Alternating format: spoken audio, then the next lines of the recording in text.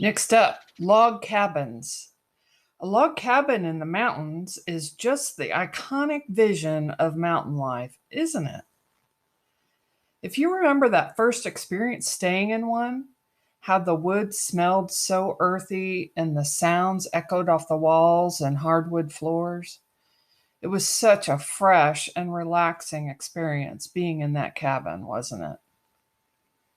So, as you're planning your dream cabin's design and location, maybe you can hardly wait to get to sleep there for the first time and have your coffee in the morning in your rocking chair on the front porch. But let's stop for a minute so I can tell you my experience owning a log cabin. 2 words: carpenter bees.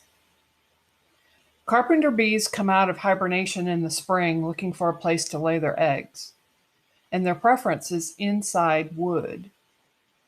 They're easy to spot because they're rather large, black, yellow, and noisy. The males purportedly do not sting, but they do antagonize.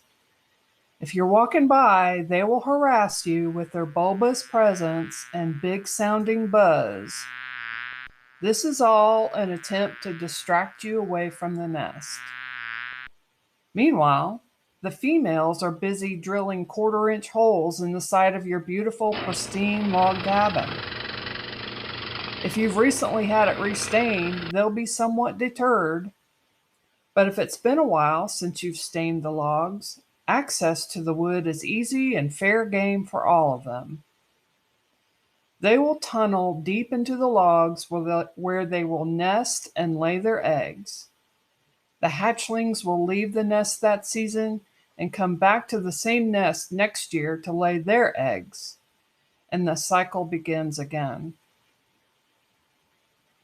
There are several schools of thought out there about how to control them and minimize property damage, and you can find that information easily enough online. But here's why I tell you about the carpenter bees.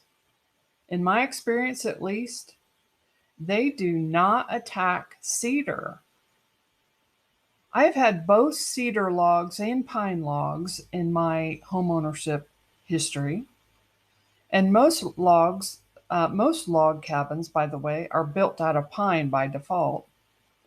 But if you build your own, you can choose the wood species that you want to use.